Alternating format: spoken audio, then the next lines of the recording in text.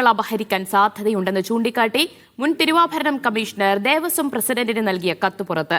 മുൻ തിരുവാഭരണം commissioner RG Radhakrishnan മുൻ Devaswom president A പത്മകുമാറിന് അയച്ച കത്ത് മീഡിയ വണ്ണിന് ലഭിച്ചു. ശബരിമല ശ്രീകോവിലിലെ കട്ടിളപ്പാളി അറ്റകുറ്റപ്പണി സംബന്ധിച്ച വിവരങ്ങൾ മഹസറിൽ രേഖപ്പെടുത്തിയതിൽ അടിമുടി ദുരൂഹതയുണ്ട്. തിരുവാഭരണം കമ്മീഷണറായിരുന്ന RG രാധാകൃഷ്ണൻ A പത്മകുമാറിന് അയച്ച കത്തിലാണ് ശബരിമലയിലെ വസ്തുക്കൾ അപഹരിക്കാൻ സാധ്യതയുണ്ടെന്ന പരാമർശമുള്ളത്. ശബരിമലയിൽ 15 വർഷമായി തിരുവാഭരണം ഭരണിപാത്രം സംരക്ഷണ നിയമം പാലിക്കുന്നില്ലെന്നും വിലപിടിച്ച വസ്തുക്കളിൽ എണ്ണപ്പടി പരിശോധന നടത്തുന്നില്ലെന്നും കത്തിൽ പറയുന്നു. തിരുവാഭരണം, സ്വർണം എന്നിവ സുരക്ഷിതമാണോ എന്ന് ആശങ്കപ്പെടേണ്ട സാഹചര്യമാണെന്നും RG രാധാകൃഷ്ണൻ അന്നത്തെ ദേവസ്വം ബോർഡ് പ്രസിഡന്റിനെ കത്തിലൂടെ അറിയിച്ചു. അതേസമയം ശബരിമലയിലെ സ്വർണം പൊതിഞ്ഞ പഴയ കതകുപാളികൾ ഇളക്കിയെടുത്തത് ഒരു പരിശോധനയും കണക്കെടുപ്പുമില്ലാതെയാണെന്ന് തെളിയിക്കുന്ന ദേവസ്വം മഹസറും പുറത്തായി.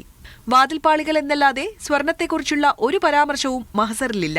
പുതിയ സ്വർണവാതിൽ വെച്ച ശേഷം പഴയ പാളികൾ അഡ്മിനിസ്ട്രേറ്റീവ് ഓഫീസറായിരുന്ന മുരാരി ബാബുവിനെ ഏൽപ്പിക്കുന്നതായി മഹസറിൽ പറയുന്നു. 2019 മാർച്ച് 3-ാം തീയതി പുതിയ സ്വർണവാതിൽ ഘടിപ്പിച്ചപ്പോൾ എഴുതിയ മഹസറിലാണ് അടിമുടി ദുരൂഹത. പഴയ വാതിലിലെ സ്വർണവും കവർച്ച ചെയ്യപ്പെട്ടിട്ടുണ്ടോ എന്ന് അന്വേഷിക്കണമെന്ന് ഹൈക്കോടതി കഴിഞ്ഞ ദിവസം SITക്ക് നിർദ്ദേശം നൽകിയിരുന്നു.